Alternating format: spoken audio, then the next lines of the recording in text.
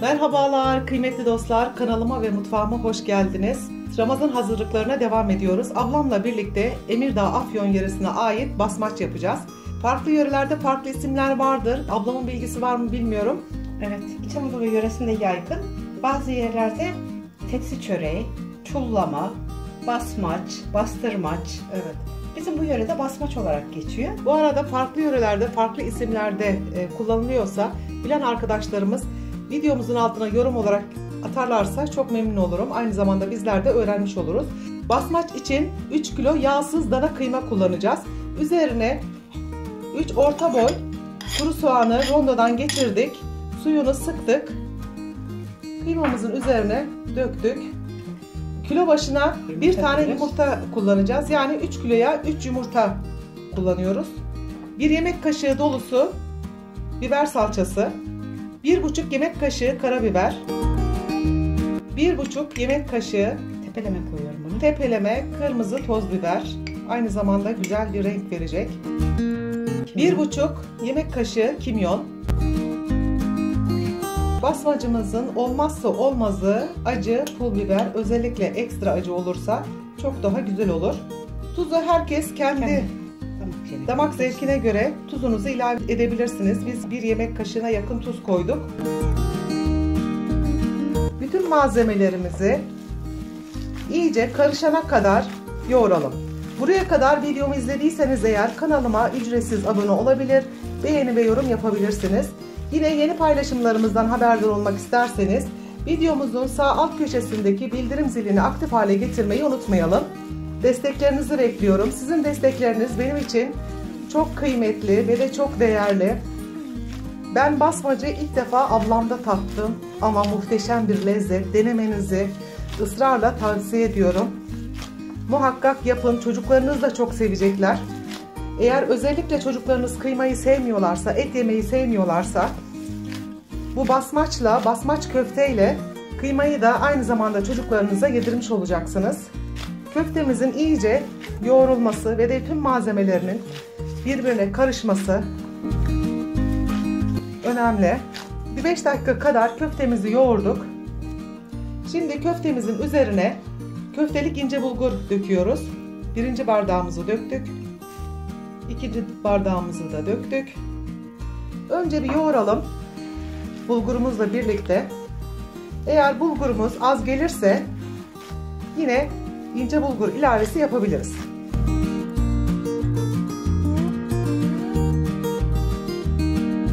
Bu arada köftemizin yapımında kesinlikle yağlı kıyma kullanmayın.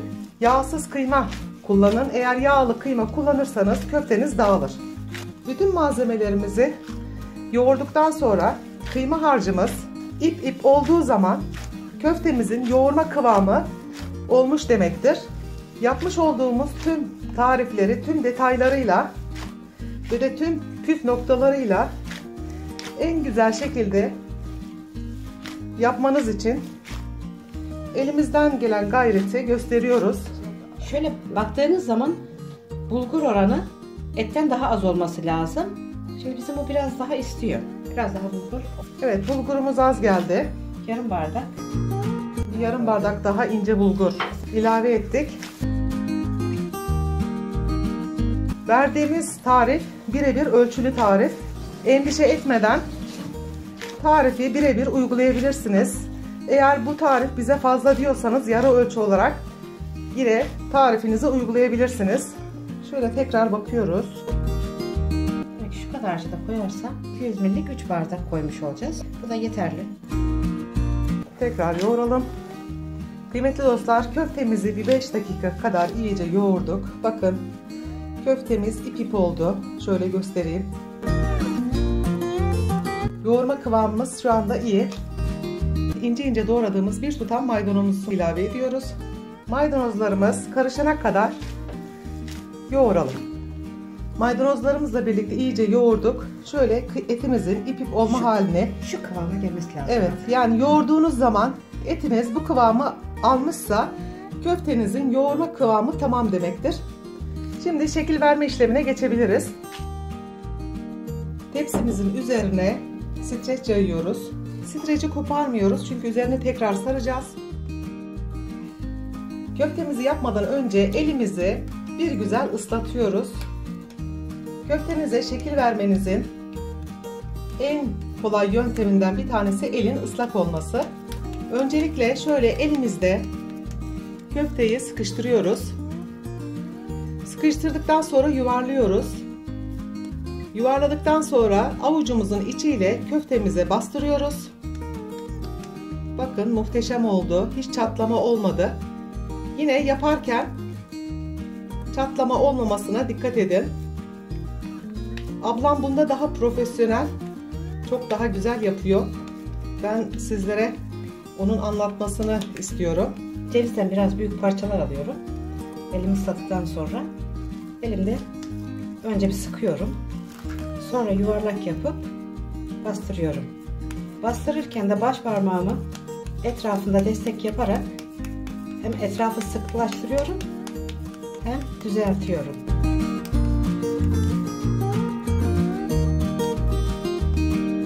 Şu şekilde. Şöyle 1 santim kalınlığında köfteler yapıyoruz. Her defasında elinizi ıslatırsanız bu kadar kolay olur. Aynı zamanda yapması çok kolay, pratik ve de çok zevkli. Yine büyüklüğünü kendi arzunuza göre ayarlayabilirsiniz. Bir küçük elma büyüklüğünde yapıyoruz. Sizler daha büyük veya daha küçük parçalar koparıp köftelerinize şekil verebilirsiniz.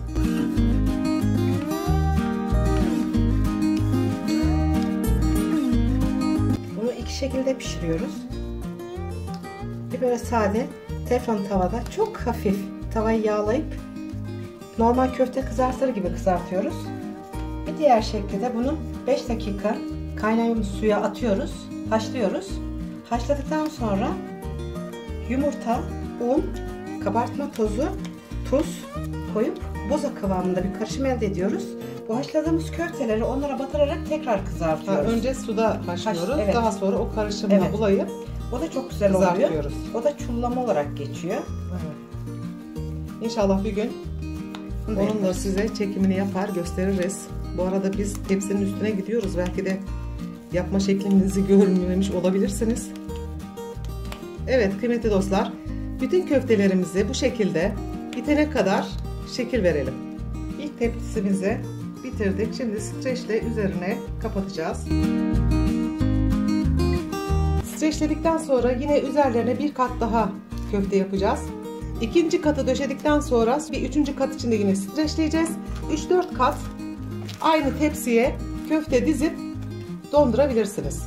Köftelerimizin şekil verme işlemini tamamladık. Kat kat apartman dizer gibi köftelerimizi dizdik. Açık kalan kısımları da streçleyeceğiz. Daha sonra dondurucuya kaldırıp bir gün donmasını bekleyeceğiz. Kıymetli dostlar, basmaç köftemizin nasıl kızartılacağını göstereceğiz sizlere son haliyle. Teflon tavamıza çok az miktarda sıvı yağ ilave ediyoruz. Yağımızın tavanın her tarafına eşit şekilde gelmesini sağlıyoruz. Biraz da yağımızı ısıtalım. Köftelerimizi biraz incelttikten sonra tavamızın üzerine yerleştirelim. Bu arada pişirirken ateşimizi kısalım. Kısık ateşte içlerinin iyice pişmesini sağlayalım. Ocağımız kısık ateşte. Köftelerimiz içine çeke çeke yavaş yavaş pişmesini sağlayalım. Evet, kurutmadan bu arada sık sık köftelerimizi çevireceğiz. Tamamıyla kızarmadan. Hem daha pembe kızaracak hem de içine çekerek kızaracak. Bakın gördüğünüz gibi ablam tam kızarmadan hafif rengi döndükten sonra sık sık çeviriyor. Tabii elimizi yakmadan. Kuru. Ben elimle çeviriyorum ama elim destek yapıyorum. Ellerim temiz yıkadım. Bir kokular yayıldı. Gerçekten nefis kokuyor. Bu kokuyu almanızı isterdik. Mutfağımız mis gibi köfte kokuyor. Lezzeti de bir o kadar güzel. Hem lezzetli hem doyurucu. Bu arada diyet yapanlar da 2 tane köfte yiyebilirler ekmeksiz. Gerçekten çok doyurucu. Gayet de güzel olmuş. Hiç dağılmadı. Kıymetli dostlar, pişen köftelerimizin bir kısmını aldık. Bakın ablam yavaş yavaş çevirdiği için, kısık ateşte pişirdiği için köftelerimiz hem parlak hem de sulu. İçini çeke çeke pişti. Bu arada enfes görünüyor.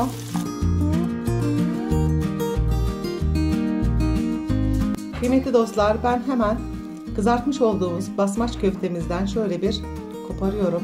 Bakar mısınız? Muhteşem bir lezzet, tamamıyla içini çeke çeke pişmiş. Umuyorum sizler de çok beğeneceksiniz. Hemen sizler için bir tadına bakmak istiyorum. Gerçekten muhteşem olmuş. Yaparsanız, denerseniz sizlerin de beğeneceğinizden eminim. Deneyecek olanlara şimdiden afiyet olsun diyorum. Kıymetli dostlar, basmaç köftelerimizi bir gece derin dondurucuda beklettik. Bakın gayet güzel donmuşlar. Şimdi poşetleme işlemine geçiyorum.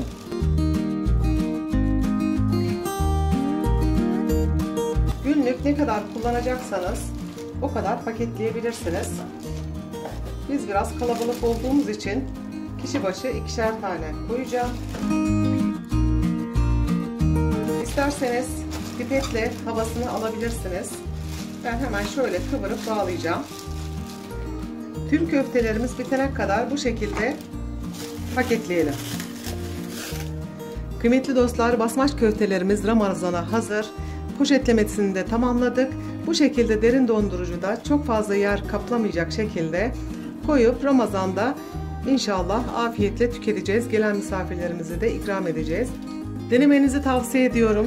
Deneyecek olanlara şimdiden afiyet olsun diyorum.